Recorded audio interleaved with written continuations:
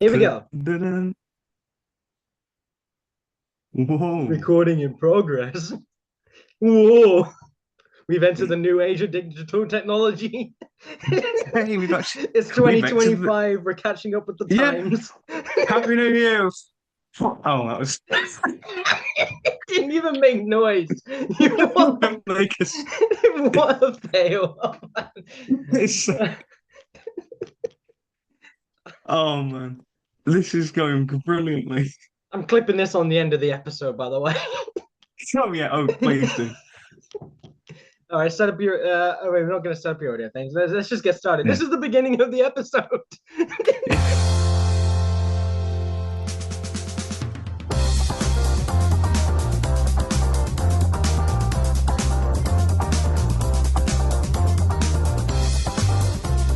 The episode. Yeah. Good Oh my morning, day. afternoon, evening, wherever you are. Welcome to episode. What is this? Episode six? Episode six, Episode episode six six, and it was, of the Double and we're Feature in Podcast. Happy New Year. There we go. Okay, I'm Oh Dan. well. I just have what are they called again? The bloody Little blowy like things. bl- God's sake, That's what they're called. Little blowy things. the like party like horn things like that make that noise. Uh, What are we doing? What are we doing today? What are we doing today? you tell me, man. You tell me. It's another episode of the Double Feature Podcast. You know how it goes. We're going to start with the current news of the world in terms of film and TV, and then we're going to And get then we're going straight to talk into about part Sonic two and 3, three. We're going to talk about Sonic. Yes. Sonic the Hedgehog 3, and then to celebrate the birthday boy in January, Nicolas Cage. His birthday's in January. We're going to be talking about three Nick Cage films in the classic movie section. So Oh yeah. let's get on. Let's get on with part one, which is the current movie slash TV news, because we often talk about TV as well. And I've definitely got some TV news, and I know you have as well. But yeah, I've got a fair bit. Obviously, we're in the kind of aftermath of Christmas, like kind of it's like the Christmas leftovers. It's like what is it that we sort of since last time we did a podcast? What else have we kind of checked out over the Christmas season and whatnot? So I'll let you start first because I don't think you've got that much, have you? Not particularly much, no. This video is sponsored by Galaxy. So, to begin with, it's one of those episodes, you know.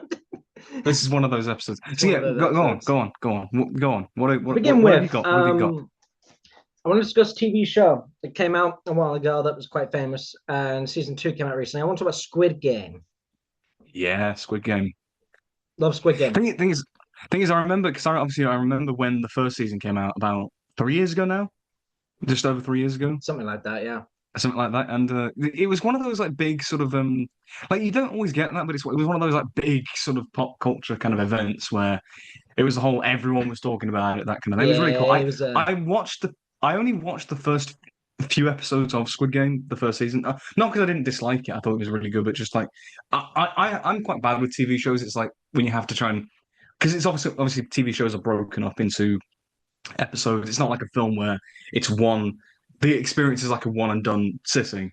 Yeah. You know, TV shows are over multiple episodes, and sometimes it's just like I feel like the action's kind of broken up to a point where I can't kind of get back on it. But I will check out Squid Game properly. So yeah. Yeah, Squid Game's real cool. I didn't watch it until Squid Game: The Challenge came out on Netflix, the real life version. I Oh watched yeah. that first and then went into the TV show. There's actually pros and cons to both of them, really. There's something about how unpredictable the real version was with having people in who weren't like scripted or anything. It was just like you didn't really know what was going to happen. But obviously, the story with season Yeah. one is really good as well. Now, season two is out. I managed to get through that in like 2 days, 3 days. And Respect. season three is coming out in June or July. And that's going to be the That's last quite, that's quite season. that's quite a quick like turnaround for like Yeah, well, TV show seasons. That's quite a quick turnaround. the guy made season two, realized it was going to be really long, and said we're going to split it in season two and season three. Oh right. Yeah, so season three is coming really soon, and then it's season three is going to be the end of it. Like it's just Oh three yeah. seasons. I'll definitely catch up with the first two before that season definitely comes Yeah, out, and I then we'll talk really about that when like. it comes out. I really like the whole idea of Squid Game. It was this massive phenomenon at the time, but I Yeah, really like the concept of it with the games and everything.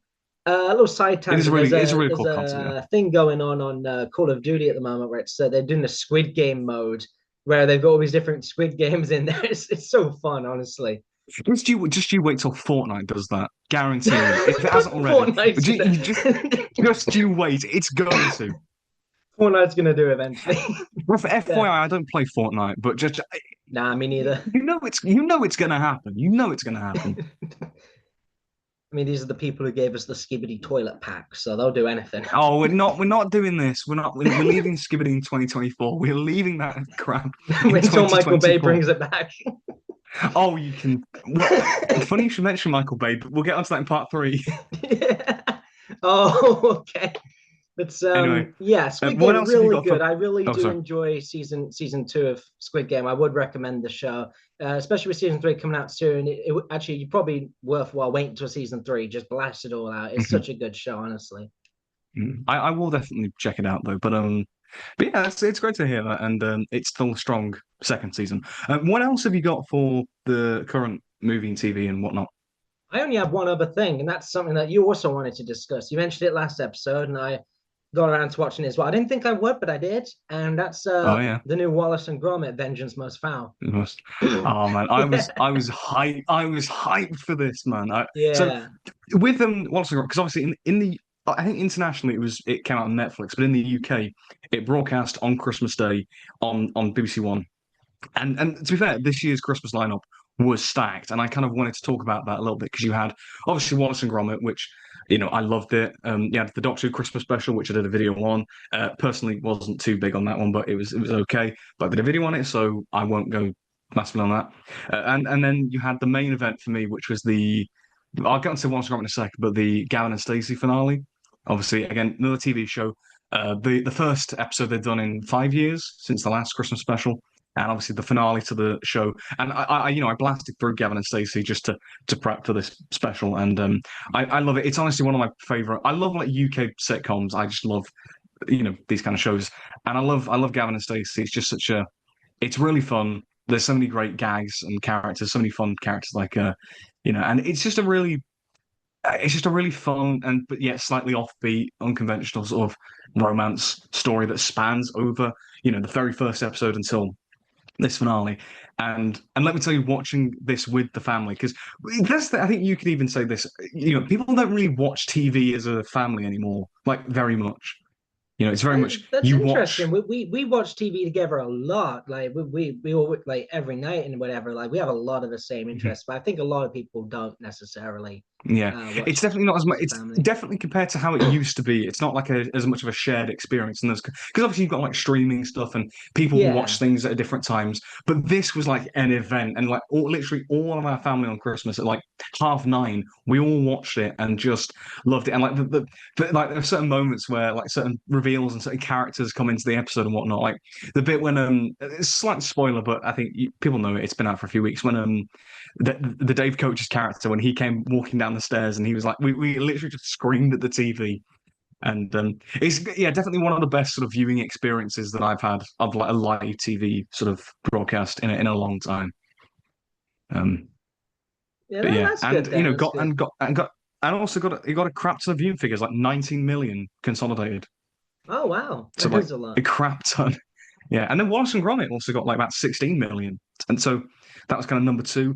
And with them, well, yeah, talk about Wallace and Gromit now. For me, Wallace and Gromit, it's fairly simple, but as a Brit, I love Wallace and Gromit. It's just fun, charming, and this is one of my favorites of the series. I love a lot of the returning elements, like Feathers McGraw from The Wrong Trousers. You also have, the policeman, Macintosh. He was from Curse the Were-Rabbit as well, and now he's a bit older. Peter Kay plays him, which is just really, really fun. And I like some of those returning elements, but it's just like, it's a simple but fun little adventure story, great action set pieces, so many great jokes, whether it's like visual jokes or the dialogue or whatever, and it's just really a really charming little film, and I just had a blast with it. Yeah, I So really enjoyed it as well. It was kind of nice to watch something that was like a lot more kind of how do I say it wasn't like super deep or anything. It was Mhm. fun. It was lighthearted. It was just Yeah, like it was just enjoyable. It wasn't something you felt like you needed to sink loads of time into or anything. yeah. It passed pretty. It felt like it passed pretty quickly. It was just it But had a it's not too long of a film anyway, but it does have a really yeah. good pace to it. It has, and not in like a criticism way or anything, but it has a sense of simplicity to it that a lot of things don't have that felt really Mhm. refreshing to me. I think the Wallace and Gromit films generally have that kind of charm that it's very they're not the deepest thing. It's just basically even if you've not really seen the other ones, you know the gist. It's just this northern inventor and his dog. They go on these adventures, and you don't really need to know loads about it. It's just a simple but fun adventure. And I think what adds to that kind of simplicity as well is like with the animation, like the stop motion, even in an age of like CGI and, computer animation, these handmade, character models and whatnot, and everything you see is pretty much by hand. And I think it just adds that kind of sort of nostalgic feeling. It's kind of, from a simpler time in a way. I think that does sort of add to the Yeah. to the I, charm I of I Wallace and do Gromit. think it was nice that like I haven't necessarily watched any of the previous ones, and if I have, I was too young to remember. But it Hmm. didn't feel like alienating coming into this one. It was like you can get into Yeah. it very easily. You Hmm. don't need to know much. And the little things Yeah. you might have needed to know, like whose feathers McGraw, for example, they cover it pretty quickly. Like Yeah. most of the things you need to know are given to you. But like it's not something where Exactly. Yeah. it's not like with like I know we make fun of it a lot now at this point, but it's like with the MCU, it's not like I want to watch this movie, I need to watch all these other movies as a It's prerequisite. like It's homework. like It's you could homework. just get into it. Yeah. Even But it's but like but so many others, you could just get into it. It's really yeah. nice. But also with Vince Mustafao, even as me, who's a big fan of the Walter Scott films and kind of knows them off the back of his hand, seeing some of the returning characters, like obviously Macintosh, even though, yeah, it's like, oh, he was in Curse the Were-Rabbit, and Peter Kay plays him again. You don't need to know that, because the film just has his plot line, with him kind of being there, sort of, an officer getting on a bit, kind of hands it over to the new younger police officer and whatnot. And I like that little subplot, but it's not alienating. But as a fan, you feel rewarded, and it just kind of connects everything. But it just pitch perfect, I Yeah, think. it was good. I did enjoy it. But yeah, I really enjoyed it. Right, I probably need to bash through a lot of these other ones because I've got a few films that I also checked out over the Christmas season. Yeah, So I'll just get through them. So another Christmas film, a Netflix original, another kind of British kind of film written by Richard Curtis of Love Actually, Blackadder fame, called That Christmas. It's, as I say, an animated film on Netflix set in Britain, and it's kind of just it's very like simple but kind of chilled out, kind of um, quite charming little film about Christmas in this English town where there's like this snowstorm and whatnot, and how people kind of navigate it. And it was a fun little film. It was nice. It wasn't anything massive and groundbreaking, but it was nice. It was charming. There were some really good ideas in it. Some of them maybe a bit on the nose, but I think some of the ideas it had. The main one about how Christmas often magnifies emotion is one I think one of the key things of it. So it's like there's this line. It's like people who are happy, Christmas magnifies that, but people who are feel lonely, Christmas also magnifies that. And I think that's a really interesting idea that the film portrays and puts forward. And yeah, as I say, it's not like a groundbreaking film, but it's a nice little film, and I enjoyed it. yeah. I might have to check one out. I might have to check that one out next Mhm. year. Yeah, maybe it's one. As I say, it's a Netflix original, so if you want to check it out, it's worth checking out. And in terms of like cinematic films that I watched in the cinema, I think when we did a podcast on the Clack Chronicles, I think I mentioned this film coming out at the start of the year, Nosferatu, the remake. I Yeah, feel like did I mention this? Because maybe you might have. I I feel think you like mentioned it at some point, but whether it was on that or on this or Mhm, just some other conversation, I think you mentioned it. mhm. But yeah, recently we've had on New Year's Day in the UK anyway, we got the release of Nosferatu, the remake of the old 1920s horror film of the same name, and obviously it's a version of the Dracula story, and this one directed by Robert Eggers, who did The Lighthouse, which is an amazing horror film, very kind of classic sort of black and white horror film that one is, and Nosferatu, the original 20s one is an iconic film in film history. The amount of times I've had to watch clips from it in film classes at like school and uni because it's such an influential film in terms of its visuals and obviously the Dracula kind of story and whatnot. and some of the stuff behind that film's existence, like how it was it was kind of breaking copyright law because it was an unauthorized adaptation of Dracula. And there's so many things about that original film. But when I watched it for the first time a few months ago, I'll be honest, I wasn't really fond of it. I found it a bit slow, a bit meandering, and I think a lot of the technical stuff of its time, it kind of limits what the film can do and whatnot. Which is the whole thing. I made a full video on Nosferatu because I'm really passionate about it. But in short, Eggers' version is phenomenal, and for me, it's my favorite 2024 film overall that I've seen anyway. It's just obviously, the Dracula story, it's still there. It still follows those beats and it does it really well, but it's the way it's done, So brilliant acting from all around, so like Lily Rose Depp, Nicholas Hoult, Bill Skarsgård as Nosferatu, who played Pennywise and in it, how he kind of transforms, it's into that character. It's you don't think of it as Pennywise. It's just a brilliant performance. And then there's some other great actors in it, like Willem Dafoe's in it. He's always we love Willem Dafoe. He's great. But I think for me the technical stuff, because obviously as I said, Eggers is a great horror director and a good historical director because he often does a lot of historical set films, and this one it's just so well made, and the imagery, the atmosphere, the way that he often doesn't show that you very rarely get a good look at Nosferatu, or Count Orlok, I should say. He's often like out of focus or hidden in shadow, or you just see like his hands and whatnot. And it's that classic thing of what you can conjure up in your mind is more scary than anything that a filmmaker can show you. And it's just brilliantly done. I loved it to bits. Oh, that sounds good. I'm gonna have to check that one out when it comes on TV. Please do. Don't watch it with your parents. Oh, because okay. because there's some sexy times in Nosferatu. Because well, Six Dracula is times. is this what you Well, I like love Borat then? you. What you like Borat then? Very nice. Very nice. Can we have a Sacha Baron Cohen Dracula film? That's got to happen at some point. That's got to happen. What is this episode, man? This episode's just This chaos. is the crack episode. This is the gas leak episode. This is the Anyway, guys, I saw Red One. Oh yeah. It took What do me you think two of that? months, but I saw it. What do you think? I enjoyed it. It was better than I thought it was going to be. I did enjoy it. It was pretty good, kind of like action comedy-ish thing. Got Dwayne Johnson, Chris Evans, J.K. Simmons. I enjoyed it. I like what it did. It brought up some things in the kind of Christmas mythology that most people won't have even have heard of before, which I thought was quite interesting. Oh yeah. Overall, good time. Would recommend actually. So yeah. I'm surprised. I'm surprised. I mean, I'll give it a shot. I think it's just it did look, and I think you'll admit this, even though obviously you were surprised, but I think you'll admit it did look a bit stupid and a bit Oh kind yeah. of Yeah. yeah. It did. Well, not stupid, but a bit kind of like sort of like I don't want to say corporate because I don't like saying that, but it did feel a bit like No, just but it is a kind of bit though. It did yeah look it from the trailer and everything. It was like yeah.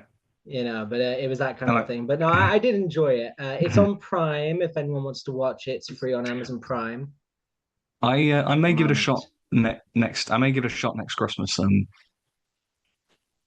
But I think so that's all the films and TV shows I think we've You got. did want to mention one more thing. You mentioned in our notes Nolan. Yes, actually. So okay, this isn't a new film, but it's a bit of news regarding an upcoming film, which is set to come out in July of 2026. So we're looking very far into the future, and it is Christopher Nolan's upcoming film, which is titled The Odyssey, and it's based on the famous poem by Homer, not Homer Simpson, obviously, but the Dope. Greek, but the famous poet or Homer from Yeah, ancient times and whatnot yeah. from old times.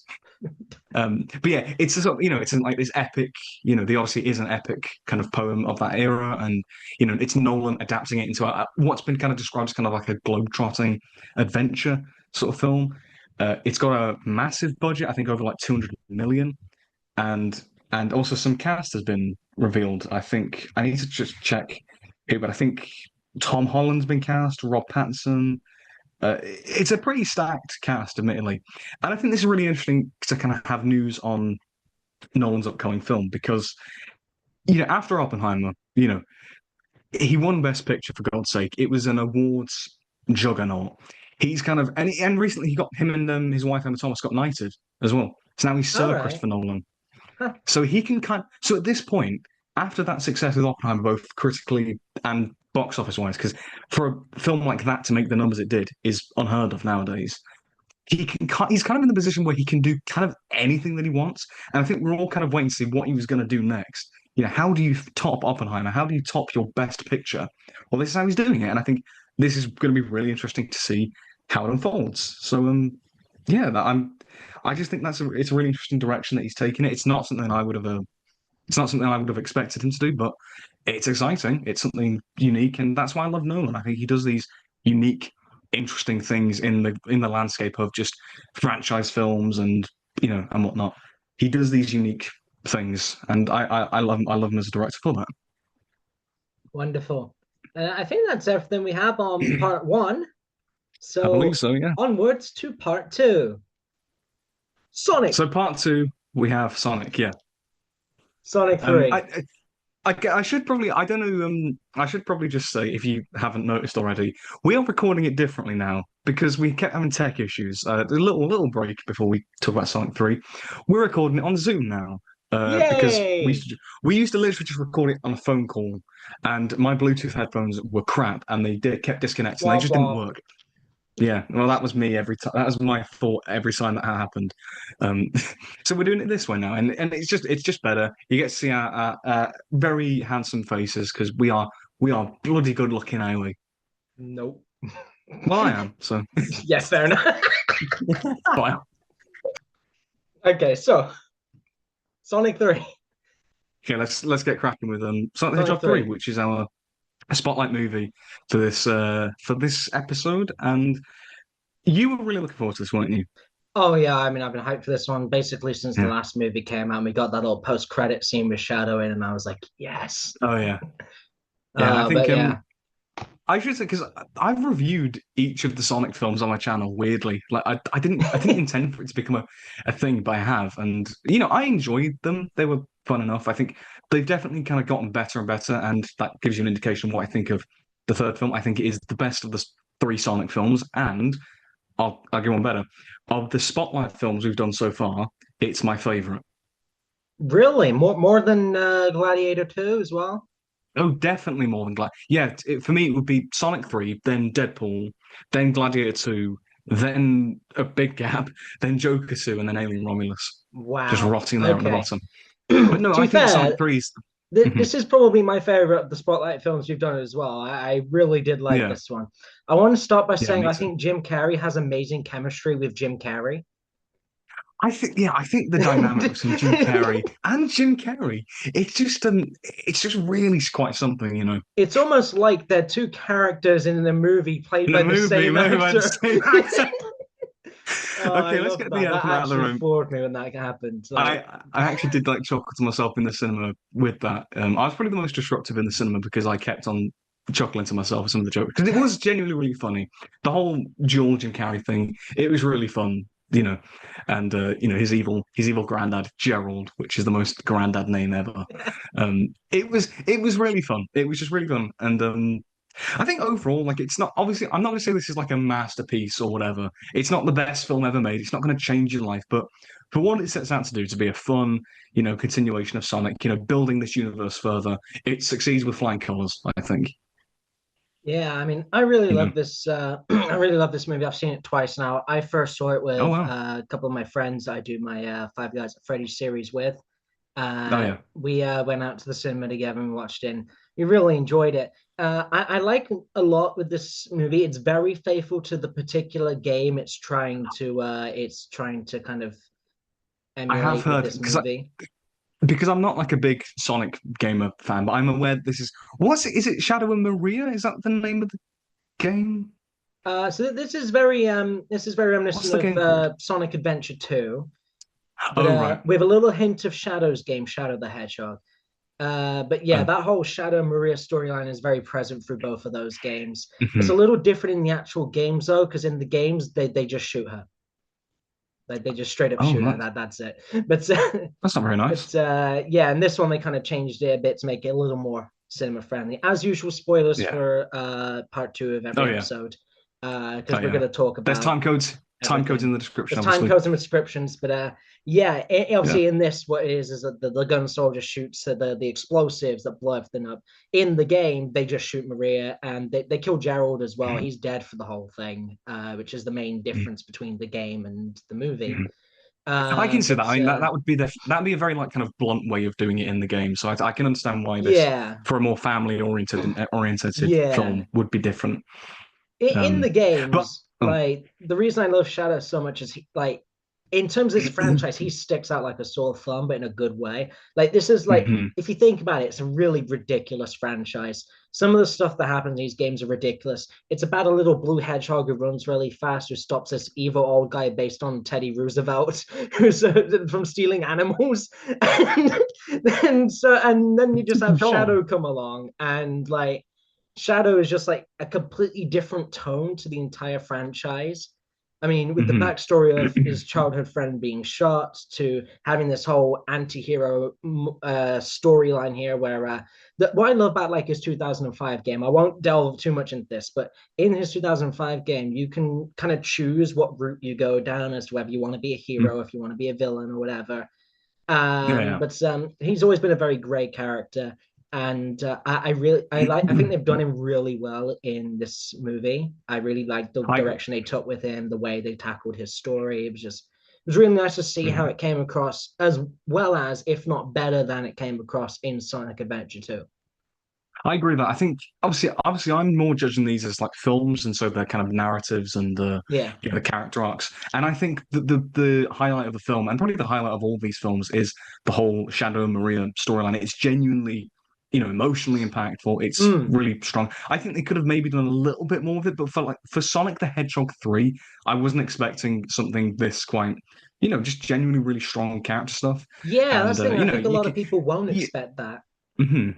And I think, you can obviously, looking at it from a film perspective and like looking at character arcs, Sonic and Shadow have these kind of parallels, even just in their design, they look very similar, you know, and Yeah, the kind of arcs and how they kind of lost someone young and how they went off into different directions. That's a very common, writing trope that, to kind of reflect like a mm. hero's journey. You have another character that reflects what they could have been if they go in a different direction. It's a common thing that a lot of films and stories do, and it's generally just really compelling. And the dynamic with Sonic with Knuckles and Tails is strong. I like that there's still some conflict with Knuckles, that he's just because now that he's on their side, he's still not like completely a different character. There is still that tension.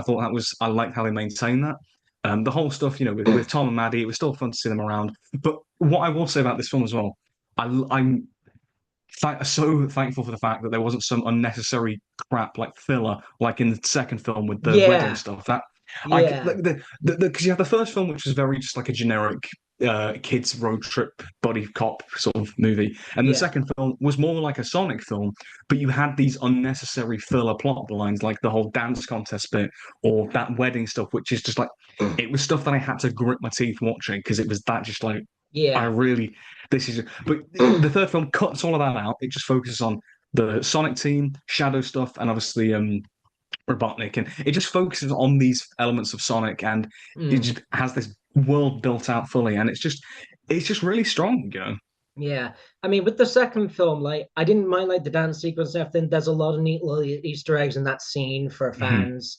But my biggest complaint with the second film was the whole wedding plot. It was just like it took Yeah, away from the this, stuff everyone wanted to see for a yeah. bit that only really served the purpose of introducing Gunn, and that was it. But they could have done that in a different Mhm. way. But Yeah, it this just film cut a lot of that it felt out. like it felt like a completely different film for a second. Yeah, But it did. no, but with this one, even throughout, even with the kind of unexpected stuff with Shadow's backstory, it still felt like Sonic the Hedgehog 3. It didn't feel like a completely different film. It still fit with the story and whatnot. And actually about Shadow, Keanu Reeves did a fantastic job, and I can point about the acting and the performances. Keanu Reeves did a fantastic voice acting and whatnot, and same for the rest of the cast. And we mentioned obviously Jim Carrey in his dual role. That was great to see and whatnot. Obviously the regulars, Ben Schwartz, Idris Elba, the person who plays Tails, whose name I can't pronounce, I can't remember. Sorry about that. But they all did a great job. I also really liked as a new addition to the cast and another sort of secondary antagonist. You had Christian Ritter from Jessica Jones, and I think she's in Breaking Bad as well as Rockwell. Yeah. But she served as a solid, secondary antagonist. I thought just added a little bit more, but it's again still suited the tone of the world, this world and whatnot. And as well as characters, Agent Stone. Agent Stone is He's a. yeah, I really like him as an original character. Like he's not in any of yeah, the games or anything. This is a completely original to the movie thing. I like his whole yeah. dynamic with Robotnik and him having like this main henchman that works for him. But Yeah, I do like that. I I am like how thinking they. Oh, sorry. about it. I might do a full review of the movie at some point on my channel, so I won't waste too much time going over the parallels between the game and the movie. But Yeah, there were a lot of nice little nods to it in there, and a hmm few little differences.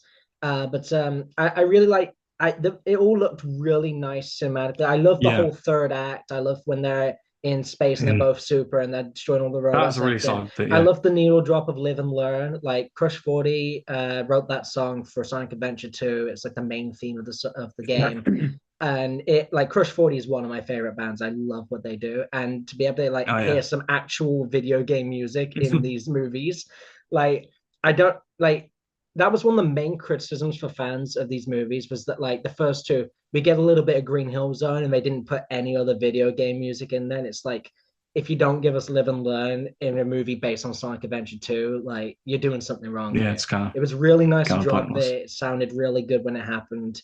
I really liked kind of like I liked the whole kind of third act in space on I guess we're gonna Mhm. call it the Eclipse Cannon, but they were the Yeah, station they were in.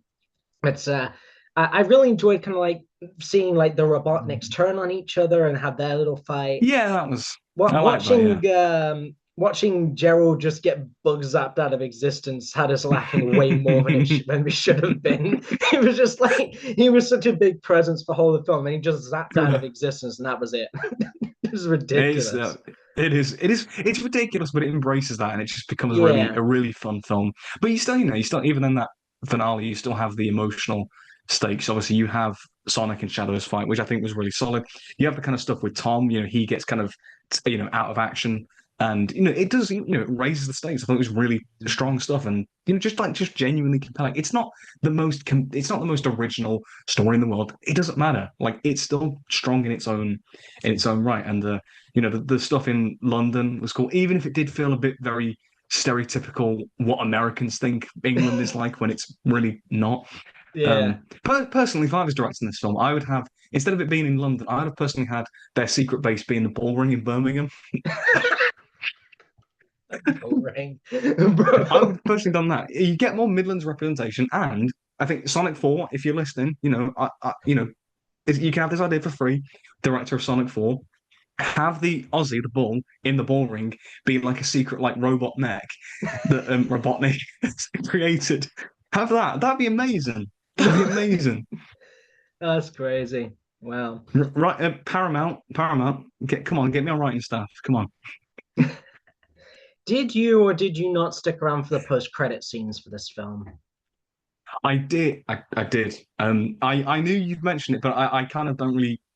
I'm not a Sonic fan, so I don't really know all the ins and outs of Yeah. every character. So you take the lead on So this one because there were I don't have a clue. two post-credit scenes. So the second one, a really short thing. It just kind of showed Shadow's going to return. Yeah. Um, whether it's Shadow as himself or a clone of him, I don't know. Basically, in the game since Adventure 2, it's Mhm. actually just unknown if Shadow from there onwards was a clone or the original one survived somehow. But yes, all we know is Shadow's coming back. I think he's getting a TV show. I think it's going to be based on the 2005 video game, which would be really cool to see. But the first post-credit scene is the real hype one for the fans. Hmm. And even if you're not a fan, it looks really nice visually, seeing all the metal It does, yeah. Sonics come in. It looked That is really amazing. cool.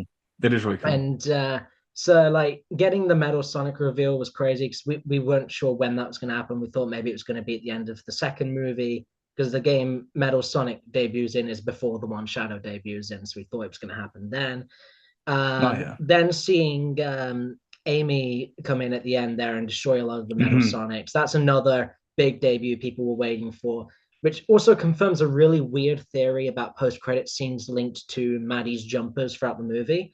Basically, there's this theory that in the first movie, Maddie wore orange jumper and Tails came in the post credits. Second movie, Maddie was wearing black and red. Shadow comes in post credits. Third movie, she's wearing a pink jumper. Amy comes in, and people thought that this meant Amy was going to be in the third one, and that was actually right. So that was crazy. It's I just I that we Sonic fans we that's nitpick the brilliant. tiniest things to try and That's put strings together. to me, that's the same train of thought as like somebody shakes you with their right hand, and it's like they're a conservative. They are right wing because they shake you with the right hand. Well, it's That's the level of that's to me the same train of thought. I'm yeah. pretty I sure mean, Doctor Who made a joke about that once. But anyway, never mind. I mean, Sonic fans, we're the people who managed to make them redo the whole movie because Sonic looked so bad to begin with. Like everyone remembers the ugly Sonic thing. oh So God, like you've taken me back there. You've taken me they back. they listen to the fans, and that's something I really Mhm. love about the movies. But I mean, ultimately, it has kind of it's paid off really well. Ultimately, and I definitely, think in terms of in like a broader sense, looking at the franchise as a whole, because I think we talked when we did the video on the Mario movie, we talked about kind of like video game film adaptations, and we talked about I think we mentioned the Sonic films and how and what I kind of picked up when watching this film is that with each film it gets better and better, mm, but each film also adds something. It's almost like the experience of playing a game. You know, when you unlock new characters or whatever, yeah, and you know, so obviously, first film you have just Sonic and Robotnik, obviously, but then second film you have Tails and Knuckles. Third film you have Shadow, and then fourth will have like Amy, whatever, and so on and so on. It's sort of like the experience of these films where you progress further, the world expands out, you get more in the game and whatnot. It's kind of I think it's kind of maybe the reason that TV shows of video games like the Last of Us TV show why that worked as well as it did because you have that kind of ongoing experience of the world constantly building and building and building, like like a video game does. Sorry, when you progress through different levels and whatnot. I feel like that's why these Sonic films have been as strong as they have. You know, each one. That's just kind of what I got from it. I don't know how if I'm yeah. talking out my ass I, here, but I think what it is with these video game movies is that the first movie plays it very safe just to get kind of the general yeah, fans coming in to get loads of money. Like they're always a bit more accessible to people. And yeah, then they make it a bit better in the next one, and then the next one. I think we'll probably hmm see the same thing with like I think the Mario movie 2 will probably be better. I think Five Nights at Freddy's 2 will probably be better. Are they Than getting the first one. sequels? I think yeah, they're both getting sequels. Oh, right, I Mario didn't know that. movie is coming out next year in April. FNAF 2 Oh, is going yeah. to be out at the end of this year. They're filming it already, I think. I just saw some All set right, yeah. photos recently, actually, which look pretty good. Oh, But that's cool. I won't deviate off onto that too much. But I think a lot with the video game movies is that the first one's to get everyone through the door. It's a little more accessible. It's a little more simple. Once everyone's through the door and wants a sequel, the fans of the games and the new fans of the movie, that's when they start doing the better stuff that they couldn't have got away Yeah, with straight away. yeah. You can kind of indulge more in the kind of fan service Yeah. elements of it. Yeah, But but I do you want think to like Sonic 4 is going to be overall? about I think Oh, it's going sorry. to be about 2 years from now. Sonic 4 will come out. They're usually every 2 years. It was 2020, 2022, 2024. We're looking maybe late 26, early 27. Um, Probably, yeah. I think I've heard 27, like early 27. yeah, I think obviously you don't know much Mhm. about the games that the people watching might. I think it's going to be based more on the video game Sonic Heroes, maybe with a bit of CD.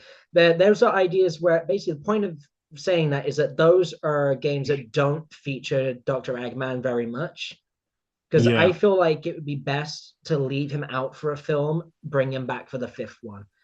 I feel like we can't keep bringing him back every time after he's seemingly just dead because it's like that'll Yeah, wear off it's a so bit. fast. So I think that they need to go down the route of doing one of these games that he's not in very much, so that we Hmm. can then have him That's back fair. in five, and it feels like okay, we want you back now.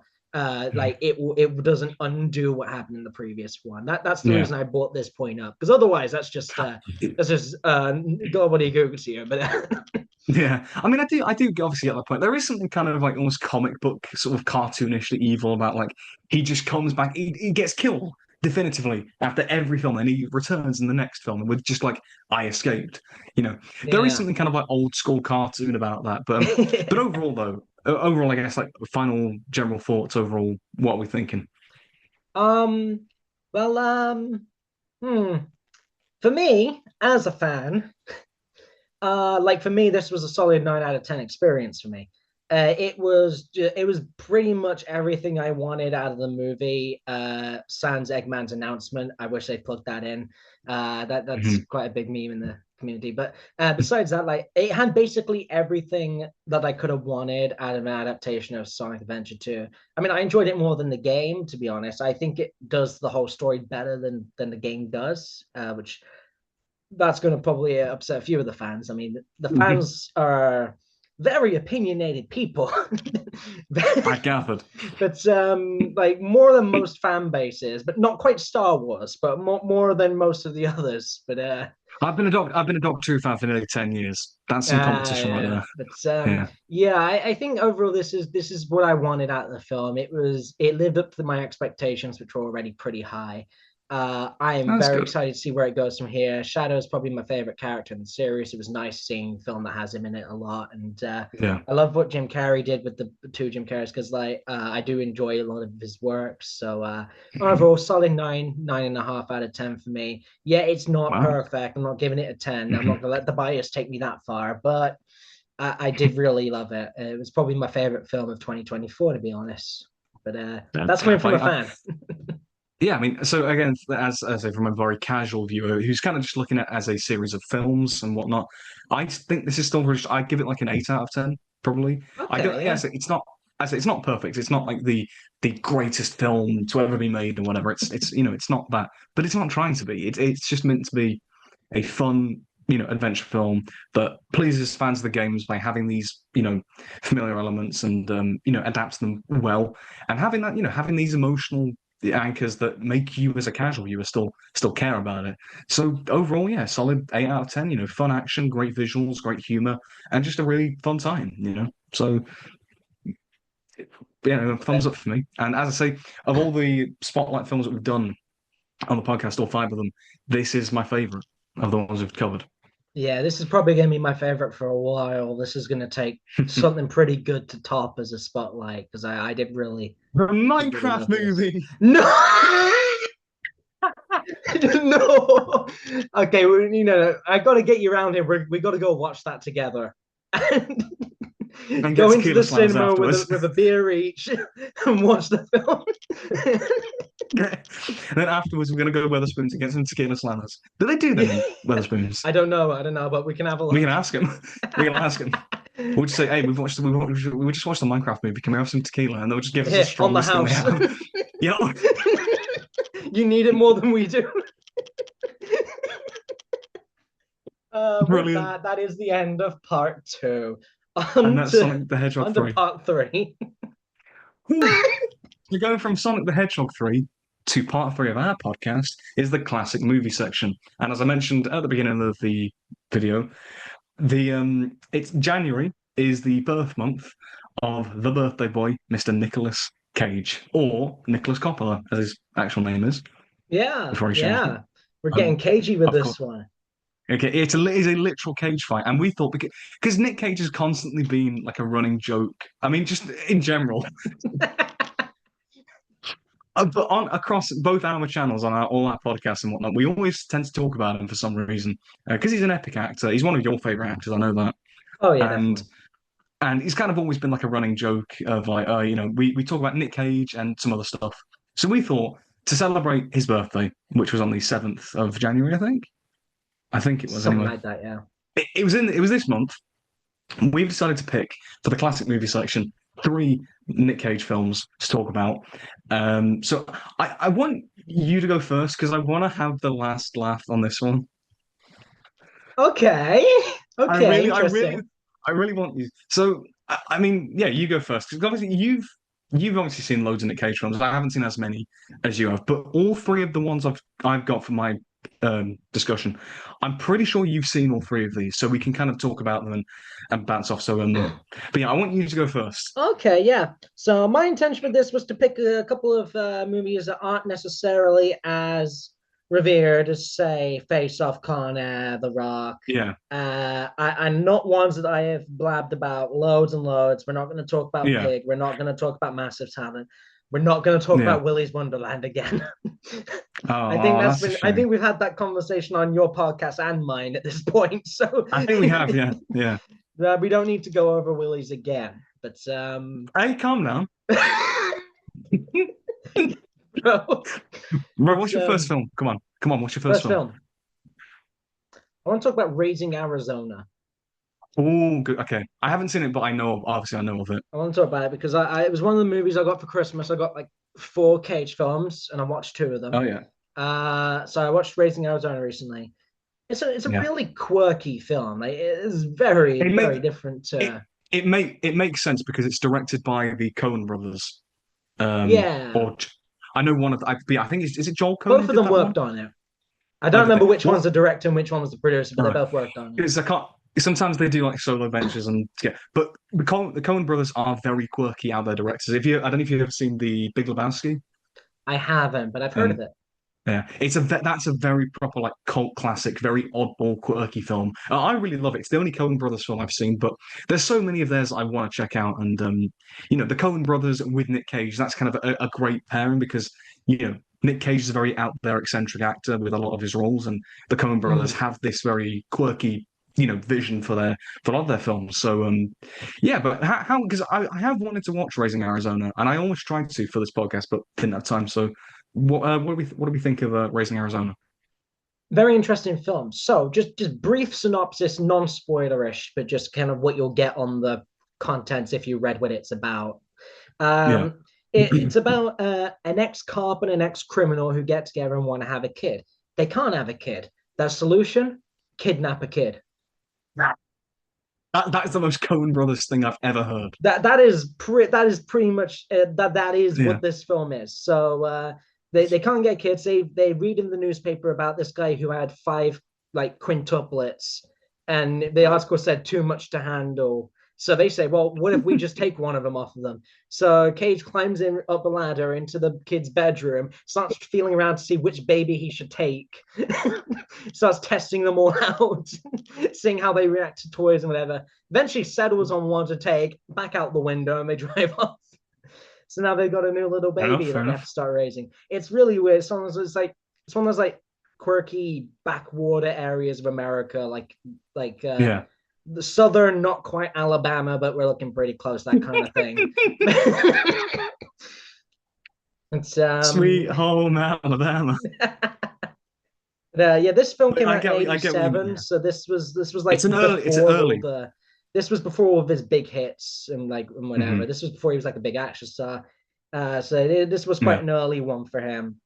And yeah, I'm just looking through the IMDb. So yeah, it was which codes it.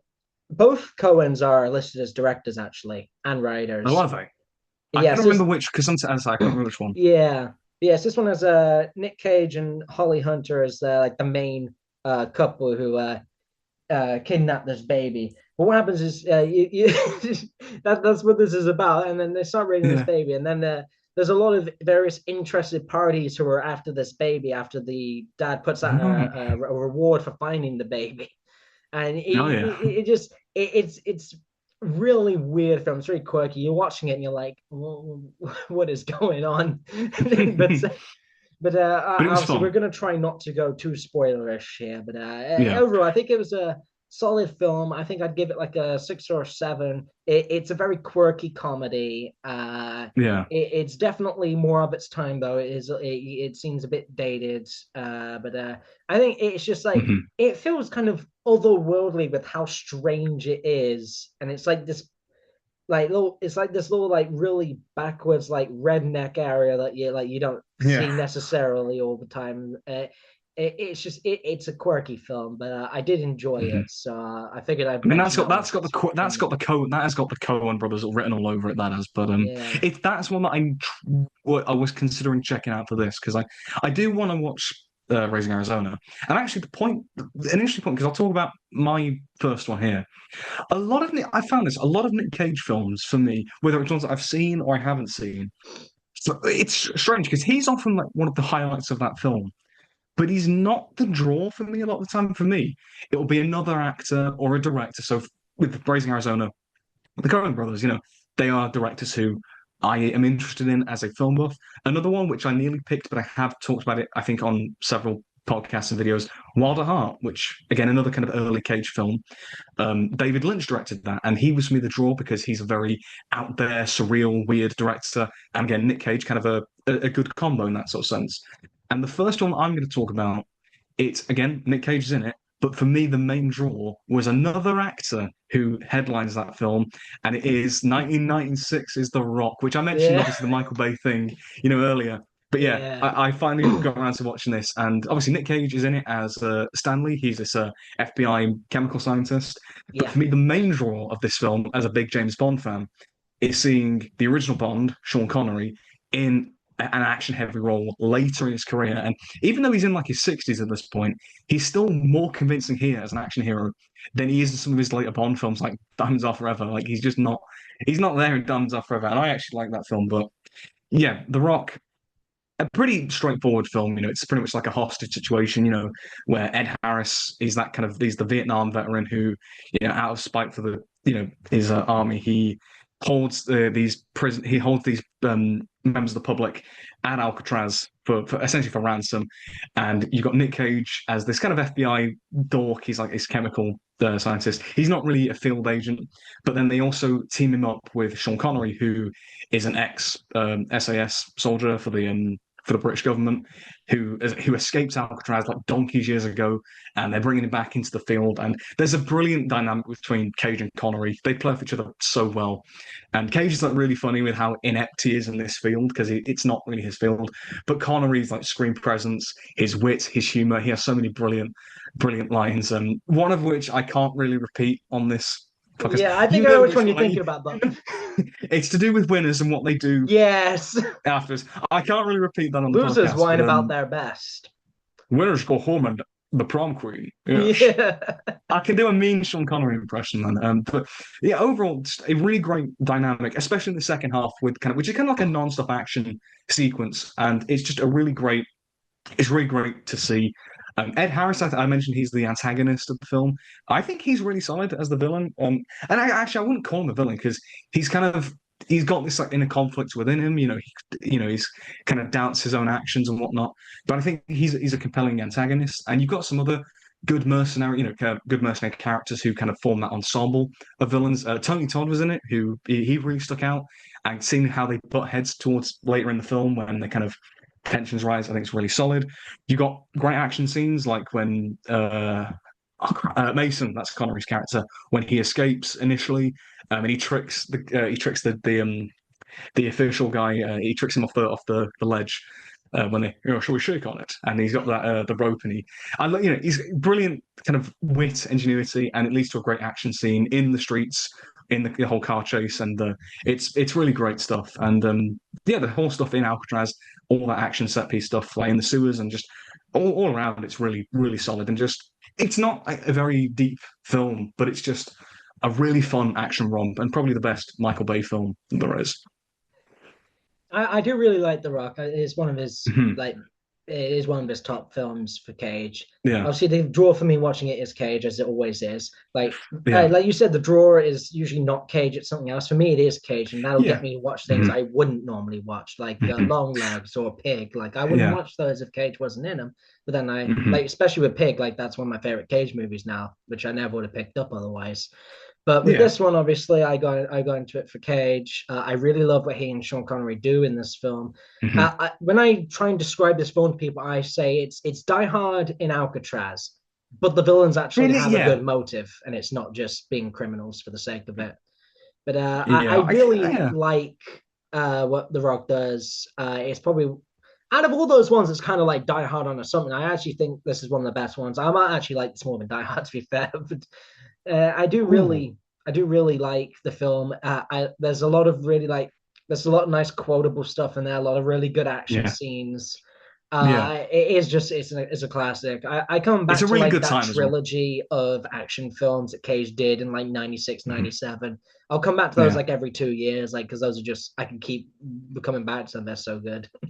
Because I only watched The Rock literally last night. I could see that becoming a film that I often go back to, particularly for me for Connery as well. Yeah. Seeing him as a Bond fan, seeing him in an action movie, and you know how convincing he is in the film, even though he's in like his 60s at that point. You know, Mm. it's great. There is an interesting theory out there that does link Yeah, Sean Connery's his character in version of this to Bond. being Bond, Yeah, which is quite an interesting one. I don't remember it too Mhm. deeply, but there's a lot of Yeah, interesting coincidences with how it all lined up with the existing yeah. Bond It's fun. timeline. And it's yeah, no, I think that I do really enjoy that movie. I'm glad you brought that one up. That Yeah, is classic Cage, I'm really I'm glad I solid. finally got around to watching it. Yeah, Yeah, I figured yeah, you liked that one. Yeah. yeah. So your second, we're going to do the ping pong thing. Your second Yes, and my film. second was a movie I watched last night. It's Bad Lieutenant, Port of Call, New Orleans. Kind of a long title. Back in the 90s or something, there was a movie called Bad Lieutenant. This is a Oh, with relatively, Harvey Keitel was in it, wasn't he? yeah, yeah. Yeah, This is similar in name only. It's not really a sequel or a remake, but it's the same kind of premise of this kind yeah. of really corrupt lieutenant trying to solve this case or whatever. And so we get the really long titled Bad Lieutenant, Port of Call, New Orleans. And this for if you've like only ever seen like compilations of Cage's funny stuff, this is the one with the iguanas, which this is a All real right. crazy film. It was directed by Werner Werner Herzog. Herzog. Yeah, Oh my God, because he's like yeah, he is an insane director. yeah. That might be your Like draw to this film, but some of his films are, but I've never actually seen his films, but his films are reportedly bonkers this is one of and those just, films. oh, is it This bonkers? was the draw for me. Is this was a bonkers film and Cage was in it, and there Oh was a yeah, lot of really wacky stuff that goes on. Like, but ultimately, long story short, it's the kind of movie where it's this guy on the police force trying to solve a crime, except this yeah. guy is high off his ass the whole time, doing drugs, gambling, getting involved with the criminals. It's just, but it's just it was an Isn't that interesting just Nick film. Cage? Isn't that just Nick Cage generally? Like, high off his ass. it, That's how he starts it The Rock, was basically, with that toy gun and the Beatles LP. That's basically, yeah. uh, Rocket Man. Oh, that gag in The Rock was epic. Anyway, sorry. Bad Lieutenant, this was New Orleans. this was an interesting film. I would say it wasn't necessarily as good as Raising Arizona as a film, I'd say, but some of the stuff is Mhm. just really crazy. Like, I don't want to spoil too much. There's one scene where he goes into a care home and starts aggressively interrogating a pair of grannies, which is just really stupid. He just pulls a gun on some grannies, takes her oxygen tube out of her nose. Hilarious. But Please, I want to watch this. so some of the bits in this are really funny. And that's the kind of thing that I'd come up with, that is. That's the kind of thing that I'd come up with. but yes, I would say it's worth a watch. But yes, that's my second pick. Not necessarily too much to Yeah, say, but it is a little bit crazy at times, as you'd expect with this kind of insane. pairing of Herzog and Cage. But Hmm. yeah, so that's Hmm. ping pong back to you. Uh, So it's interesting that you're on the kind of oddball crazy train at this one, because the next film is kind of that. And this one I watched last year. It came out in 2023, and I briefly mentioned it in my recent yearly film ranking, which we'll link in the description if you want to watch it, because I talk about loads of films, including Sonic 3, very briefly, although we got this. It is Dream Scenario, which yes, I know I obviously saw it when I've it came mentioned. out. Yeah, I know I mentioned it to you that I saw it because I saw it quite a bit ago now, but I want to kind of go more in depth on it because it's an interesting one where a lot of Cage's recent films have been bonkers. So, A Barren Weight of Massive Talent. Renfield, these very out there films and whatnot. But I feel like something like Massive Talent for me, I feel like Nick Cage's presence is very much propping up a pretty generic film overall. Just personally, I think because that film for me, if it weren't for the whole meta Nick Cage thing, would be a pretty generic action film. But Dream Scenario already has a really interesting concept of this bloke who just in his ordinary family man who just appears in people's dreams, and he kind of becomes a celebrity overnight. But then eventually, as the film goes on, the dreams get darker, and he does more violent things in those dreams. Then people turn back on him, and people have read it as like a metaphor for like cancel culture. And Yeah. I do think it's way more than just that. I think it's way more nuanced than just it's the cancel culture movie. I think you can read it that way, but I think there it is still quite balanced because Nick Cage's character, he still acts out the emotion. Paul, that's his name. That's a very stereotypical protagonist name, isn't it? Paul. I feel like every movie protagonist is called that. But yeah, as I say, a really great concept. It's really fun, and that whole thing of it's such a wacky concept of he just appears in people's dreams. I find dreams genuinely interesting as they are. The randomness of it all, and the film really has fun with it and plays with it in a really entertaining way. And just all these different scenarios. Kind of yeah, but all these different scenarios that happen, and he's just there and whatnot. And it's like he becomes a celebrity overnight, and all this success, like there's that book deal with is it Michael Cera's character? It's been Because a I know while since Michael I've seen Cera's it. in it. But Oh, but he's in that. I say it's been a bit since I saw it, but that celebrity culture. He's on TV doing interviews, and then he essentially gets cancelled and whatnot. And yeah. yeah, I think it is. I think it is interesting, but it's done in a balanced way where it's I do find it interesting, and I do think that Cage, he's not just propping up a weak story. He's enhancing a genuinely already great concept with a solid performance. I think he portrays Paul in a genuinely quite believable way as this like everyday family man who gets thrust into stardom, and then how it kind of crumbles. And I just think it's a really great, quite understated performance for him. It's weird to It's see not, Cage playing like the most bland character there is. And yeah, that's kind of the point of it, is yeah. that he's It supposed to can't, be like yeah, the most bland person you'll ever meet. But yeah. But he becomes a celebrity just because, and I think yeah. it's just fun. It's a fun concept, and It's it plays with it really well. interesting. Yeah. We Yeah, we and do as I that say, a I lot in find, society, really. We do kind of just make these random people celebrities that because we just start seeing them everywhere, and it's like, oh, here you go, you're an yeah, overnight celebrity. But he's basically a meme. He's basically a meme, isn't he? he is, yeah, Essentially, yeah. basically, I The only thing I will criticize about the film is the ending is a little bit kind yeah, of definitely. a little bit a bit out of nowhere, a bit out of left field. Although I do love the ending song that they play, the Talking Heads City of Dreams song. I love that song. So I have a bit of goodwill towards it. But overall, I would really recommend Dream Scenario because I think of his recent projects. It's creative, it's wacky, but in a really good way that's genuinely interesting. It gives you things to think about. And it's got a solid Cage performance. And I think if the Oscars were a bit more kind of embracing of more sort of out there genre sort of stuff, I think they're starting to get there with stuff like Poor Things, that was very out there and whatnot. I feel like this could have been a good awards contender, I think. Yeah, I feel Um, like either the movie or Cage's performance should at least been nominated. Like, I wasn't expecting I even a think it should have, win considering the competition, but a nomination I yeah. feel was fair. Yeah, I mean, I think he got nominated for the Golden Globes in this category, but Oh yeah, I think the film should and Cage's performance I think should have been at least in the conversation a bit more because yeah.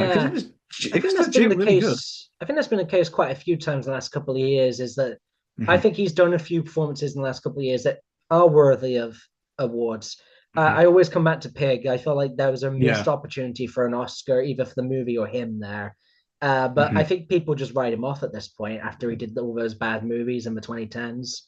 I feel like Yeah, the just awards a bit of a people meme. just kind of write him off now and say, "Yeah, you're done." Yeah. Although he was there at the Oscars in the because they had all the previous winners, Oh yeah, and he took the piss out of Paul Giamatti as well. Because they got like the previous actors, and he was there to like talk about Paul Giamatti, and he was like, "Would I have done the same? Hell yeah, I would have. But the thing is, you did it, Paul, and you were. But no, yeah, I overall Dream Scenario very good. Would recommend, and yeah, definitely. hopefully more films like this can break out into the mainstream and just get a bit more recognition for not just being, stupid and actually having something worthwhile to say. Because this film genuinely does. Yeah. Anyway, your final film. Do not disappoint. What Yes. have you got? We're going to change the tone a lot here. We've been down the road of crazy and crazy. I'm going to change it back to not crazy. I'm going to change it back to a film that I think is probably one of, if not his most underrated movie, back from the Mhm. early 90s. Um, I think Okay. because of kind of when it came out, like there were so many other good films he did that people would forget about this one. But he did a rom-com called It Could Happen to You. See, I don't think I've heard of that one. It's slightly based on a true story about a cop who doesn't have time to pay a tip to a waitress because he has to go and rush onto a cop case. So he Right. says, as a tip, if this lottery ticket wins, I will split the winnings with you. And he wins the jackpot. Oh, all right. And the basis is the rom-com about him and this waitress that he split the money with, and his wife is really upset that he's just given half of their winnings away to a random person as a tip. But the Ah. thing about this movie that I really love is that the two main characters, it's been like 2 years, so I don't remember their names, but Cage's Mhm. character and like the waitress have like probably one of the nicest human interactions and relationships you'll ever see in a movie. Like it Mhm. genuinely, this is a movie that just like this will give you hope in humanity. Like if you've lost it, like it's such a nice film, and Very earnest. yeah, like not all the characters are, but their characters are so nice like that, and like yeah, Mhm. they're so likable. And I don't really want to spoil the movie, but the ending as well. It's just like it just shows us a lot of goodness out there, and I think Mhm. it's just like I'm not necessarily a rom com guy. That's not usually my genre. But again, Cage Yeah. was the draw, and so I watched something Yeah. I wouldn't normally watch. And this I you probably won't remember my 2023 movie rankings, but this one did come relatively high in that list for me Mhm. out of I'll have to check that again. 160 odd films because just it's very different to most things I watch. It's Cage plays just not an absolutely crazy person. He just he's such, the characters are just they're so nice. There's something about this film that's just genuinely makes you feel good watching it. It's not Yeah. overbearingly cheesy like a normal rom com is. We're not talking Mhm. Hallmark Channel Christmas movie kind of thing either. It's not like this is just like It's not the kind of it thing that be on Channel 5. yeah, it's not. But I think the one of the nicest parts about it is that it's based on a true story, Yeah. and that this It's actually cool. happened, and that a cop won on a lottery ticket and split the money with a waitress and everything. It's nice that That's it really pulls cool. from It's stuff really like sweet. that. It's a really nice story. It's a lot more twisty turny than you think it would be. Like when you go into a rom com, there's always just this really basic formula of here's the guy, here's the girl, they're going to be together at the end of the film. This is every rom com Mhm. ever, right? But this Yeah. one is just like yeah, you're never really 100% sure where this one's going to go. It's a little more it's a little less direct from start to finish. There's a lot of different stuff that happen that you don't expect. I think there's something about this film that feels so different to most other films in the genre, and I think Yeah. it's one of Cage's films that I'd never really heard anybody talk about at all. I've never heard of it until you mentioned it, to be Yeah, fair. like when I've heard conversations about his best films, it doesn't come up. His funniest films, it doesn't come up. His worst films, it doesn't come up. Best films of the 90s, even, it won't come up because of things like Face Off, The Rock, Con Air, all the other big It's not really hits of the iconic in the times. same way. Yeah, yeah. So because it was like just before he then became like the mega star who did these big films, it get Mhm. kind of understated. I don't remember when Leaving Las Vegas was, but I feel like this might have been sandwiched between Las Vegas and the action trilogy. So it Because really that's what gets he won. lost in That's what its he won the Oscar filmography. for, isn't it? That's Yeah, what he won the Oscar for. Yeah. yeah. So this one really does get lost in his filmography. And I feel like it's one Mhm. that's just like the more people that see it, the better, because it is just a really nice film that I feel like deserves a bit more recognition than it usually gets. So that's how I'm wrapping this up. I'm wrapping up with Yeah. not some absolutely crazy kind of stuff that we usually talk about with Cage, but probably one of the most heartfelt Cage movies I've actually seen. It is genuinely just a lovely film. I would recommend it, even if rom-coms aren't necessarily the thing Mhm. that you or a viewer of this podcast is looking to watch. I would say That's watch fair, this. yeah. This is very different to most rom-coms I've seen. I'll definitely give it a shot. I've got my last film. I actually hate myself for what I'm going to come out with now because you've just gone about that, right? Like genuinely really earnest and probably like the most earnest you talked about a film on this podcast. I actually hate myself for what I'm going to come out with. I finally watched it. Willy's effing Wonderland. Yes, I finally watched it. you finally watched it. How was it? Okay, yeah, okay. Let's like lay the groundwork. It is shit, right?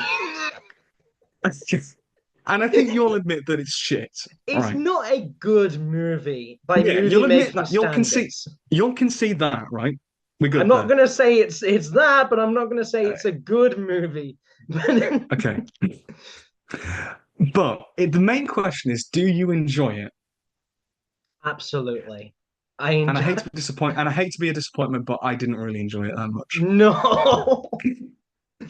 I'm really so. I really wanted to, because I knew that it was going to be like I knew to treat it as like a sort of so bad it's good kind of experience. Yeah, And Nick Cage was really funny. Don't get me wrong. The fact that he never talked about the film, and it's just how funny it is. You know that he's really funny. But I just didn't really get on with the film. Like it has this like obviously very schlocky, kind of trashy vibe to it in a sort of sense that yeah, I just didn't really get on board with. And I know that it's obviously meant to be kind of a riff on FNAF. Obviously, I don't really play Five Nights at Freddy's and whatnot, unlike you, which is probably shouldn't something I shouldn't admit because you do your Five Guys at Freddy's series. Um, but I'm very again looking at it more as it's a film and not connected to anything else. And I just didn't get on board with it. Like you mentioned the filmmaking, like some of the choices like were really bizarre, like some of the camera movements and some of like the bits when there's like time lapses, like when he's cleaning the bathroom. It's like, is this a YouTube video now?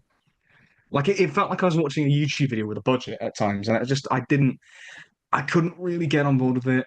Obviously the acting is, apart from Cage, really not the best. yeah. Um, to put it mildly. And I just wasn't into it, and I, I'm sorry, I'm really sorry. I Um, mean, it's not going to be for everyone, but I mean, yeah, yeah, it is yeah, not good. Like it's budget. It doesn't look the best. Most of the acting yeah. isn't great, but it's Mhm. just so ridiculously stupid at times that Mhm. like, It is so stupid. I wish I could have enjoyed it more on a so bad it's good level, but I just found it kind of. I think with films like that, you can get absolute gold like Plan 9 from Outer Space or The Room or films like that are just so stupid that you love them, and but sometimes they can feel a bit just sort of boring, and you're kind of. I think the best environment to watch these kind of films is like with a group of people, you know, where you can like cheer and laugh. You know, it's not really ideal when you're just watching it on your own in the evening. yeah, yeah. I mean, the most recent time I watched it was with a group of friends. It was actually after we recorded episode 7 of Five Guys at Freddy's. Yeah, We watched it straight afterwards, and we will just fair play. we watched the FNAF movie and this like back to back. What a double bill. Yeah, what a double bill. We preferred Willy's Wonderland, so that says something. Maybe you might not want to check out FNAF yet.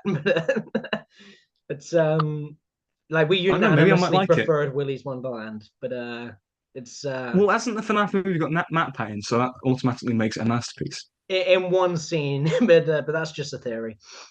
Oh, again, theory. But yeah, so Very I smooth. am glad that you gave it a shot though, because it Mhm. is, but it's obviously not for everybody. But I I, do I love do, it on I the do, so uh, bad it's good. I do accept that. You know, obviously you can enjoy it in that sort of sense, but and I really wanted to. I want everyone to know I really wanted to enjoy this on that level. And I'm not a prune to fun, right? I know I'm not saying like this like really tight git when it comes to movies, but I'm not. I like fun movies, you know, but like it sometimes they just don't do it for you, and this is one of those times. So Wow, maybe I hyped it up too much. I don't know. I think no, it wasn't just your fault. the whole internet hyped it. Yeah. To be Maybe fair though, maybe that I was feel part of like it. Maybe that was part of it. I feel like though that there's like there are definitely like dull moments in the film, but there are some bits I Hmm. just absolutely love. Like I love just him dancing while playing pinball, completely improvised, just completely Yeah, stupid that was scene. pretty. I That was love the pretty fun. fight between him and Gorilla Gus in the bathroom. It just ends with a curb stomp on a urinal. It's just ridiculous. I love that, like the first fight with Ozzy the ostrich, where he just breaks a broom in half and just starts whacking him like crazy. Like Yeah, it's just some I, completely stupid bits in it that I just like as really I say, stand out. Cage is fun, but yeah, the rest of aside from a few moments, wasn't doing it for me. Although I will say the bits when he's like he taping his injuries with duct tape, that gave me some like PTSD from our show that we did. Oh no, no, That's a blast from the past there. that's a blast from the past. That Check is a out our theatre fiasco. podcast. Check out the fairy tale fiasco. Check out the theatre podcast that we did for more. Yeah, I oh don't, did we man. even talk about that story? But No, we did. Surely we did. we must have done, We yeah. must have. But There's no way we went without talking about Jack the Beanstalk and Giants. no, that gave me some prop. That when Nick Cage was taping his injuries, and when he ripped it off at the end, I was like, Oh, yeah. wait. I was like, I bro, would I was hate getting if some we had to like do that now with Vietnam all this flashback. going on. Like if we had the duct Oh, tape now, that would be so painful. that would just like rip. I would just have like Oh. the chin left, and this would just be gone. Even like It's Thanos' chin. It's oh man, that That's was everything. crazy. This was the crack episode, wasn't it? This was the crack episode. What was this? This was just This was insane. fun. This was fun though. We had a lot Yeah. of laughs with this one. We This is all need very to figure insane. out what we're doing next episode, spotlight and part three wise. But Yeah. yeah, Well, this was good we'll figure going. something out. Hopefully everyone at home enjoyed listening and seeing Mhm. this. Actually, you get it's in Yeah. vision for the first time ever. Yeah, I was saying as we were recording this, I was like, oh, we actually get to see like our reactions to certain stuff, and like I was so because the reason I wanted to have Willy's Wonderland as the last one was just to build it up to see your reaction to it. It was just like it was priceless, man. It was. And then just the tonal whiplash though of going from it could happen to you to Yeah, Willy's Wonderland. I was thinking you were being so earnest about that, and I was like, I'm gonna absolutely ruin the tone here with just Willy's Wonderland for And God's for sake. once, it wasn't me ruining the tone with Willy's Wonderland. It was my fault. Oh man, what a way Oh, to end the episode. oh man. But yeah, obviously in the uh, comments below, let us know obviously what you've seen recently. If you've seen Sonic 3, which I assume a lot of you will have done from your audience, what do you think of it? And let us know some of your favorite Cage films. And and obviously also recommend like, other movies that we can talk about maybe in future episodes and such. And yeah, and did you enjoy yeah, Willy's Wonderland? Put it in the comments. yeah, put it to a vote. Put it to a vote. Is Willy's Wonderland a good movie? Type it in the comments. That's Oh man, oh, what an episode. Thanks everyone for watching as per usual. We'll see you on the next episode. Thanks again for watching and ciao.